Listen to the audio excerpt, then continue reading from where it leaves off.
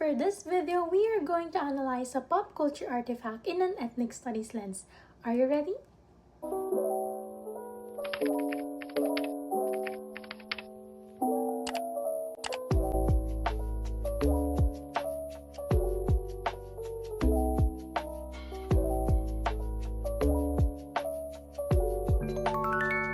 So, as a girly girl, I love watching Disney movies. For me, they are a great example of pop culture artifacts that both entertain and instill values. One of it is the classic but also controversial The Princess and the Frog movie. This is currently the only Disney movie with an African American princess lead. It gained both praises and criticism. But have you guys ever watched this video already? If not, this movie is about a lady named Tiana, who is very hardworking and ambitious waitress, dreaming to build her own restaurant one day. On the other side of the story is a prince named Prince Naveen, who grew up in a wealthy family but was currently struggling financially and aimed to marry a rich woman, which happened to be Tiana's best friend named Charlotte.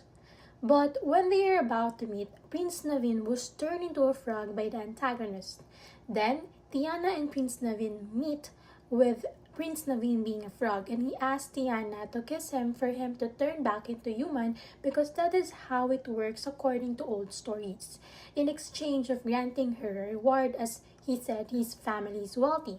Tiana, who was persuaded, kissed him, but rather than him turning back into human, she turned into a frog instead, and they made a long journey in hopes of turning back into human again and achieving their dreams. But in the middle of it, they changed their dreams, and in the end, they achieved it, the movie having a happy ending. Like I said earlier, it received criticisms.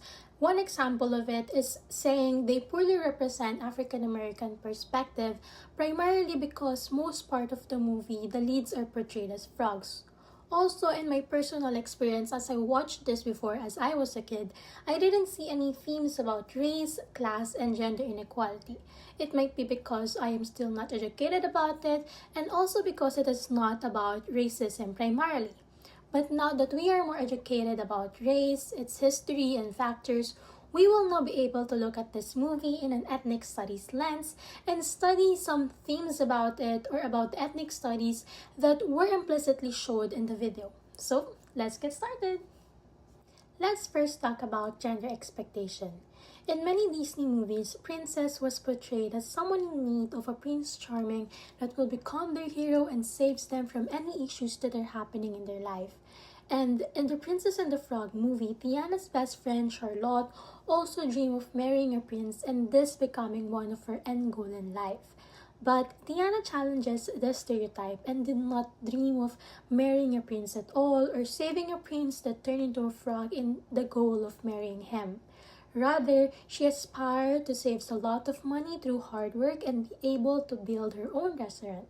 This was very similar to the reality, especially in the past. We learned through our course how women are treated unequally, viewed as just someone that should be dependent on men, that identity is as one as the men in the family. They do not have rights to vote. They are mostly not given a chance for an access to education or work opportunities, and they are treated as a tool for men.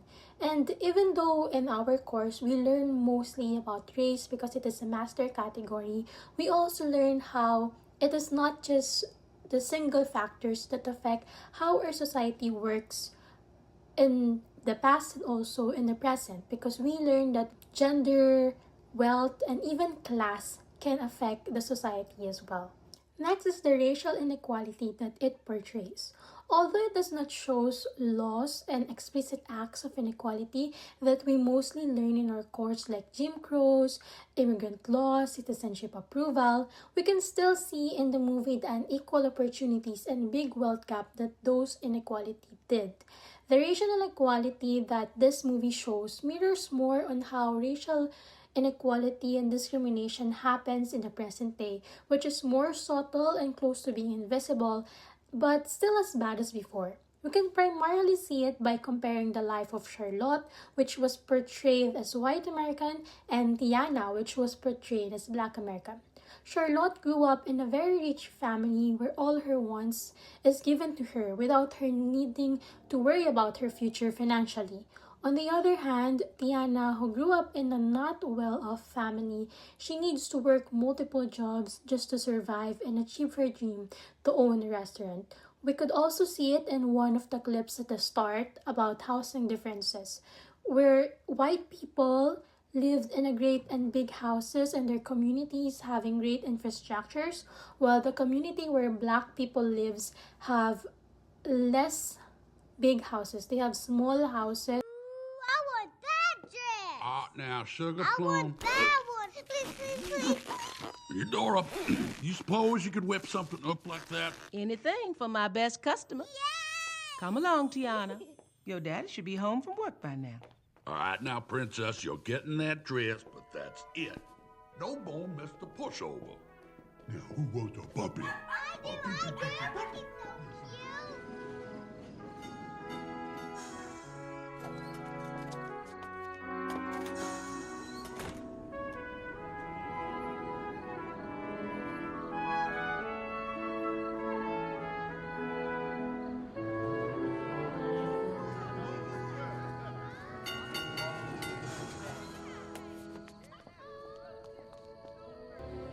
Hey, everybody. I made gumbo. Ooh, that smells good. I got some hush puppies, Tiana. Here they come. You know, the thing about good food, it brings folks together.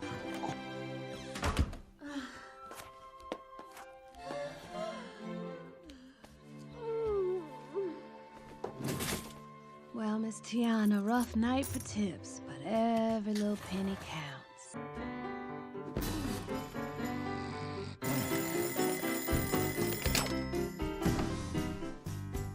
Good night, cows. Good morning, dukes. And this is aligned to what we've learned in our course about redlining and housing discrimination. Lastly, another themes about ethnic studies in the movie, which for me is the most significant and obvious one, is the intersectionality. Intersectionality is a term coined by Crenshaw that aims to show the complex experience that African American women experience in the society that cannot be simply put with looking at one aspect of it.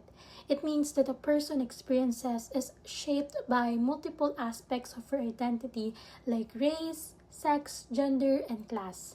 In this Disney movie, the female lead is a woman, a Black American, and in a working class.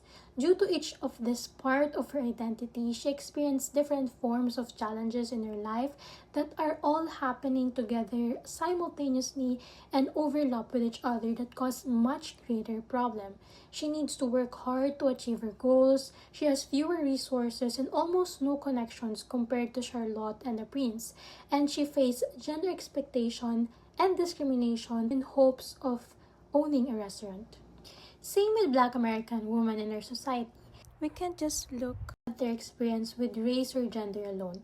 They experience multiple systems of oppression that happen simultaneously and cannot be solved by just eradicating one problem of it. Just like what Combahee River Collective argues, freeing Black American women from oppression and inequalities frees everyone. In conclusion, we could see that The Princess and the Frog is not just a classic Disney movie that instills values and entertains its audience, but it is also material that shows the reality of our society. It shows how race, class, gender, and sex affect the lives and opportunities of people. It is great that we had a chance to learn a lot about ethnic studies and race and the system of our society, because being aware of it is a great start into solving the issues and consequences that inequalities and injustice cause.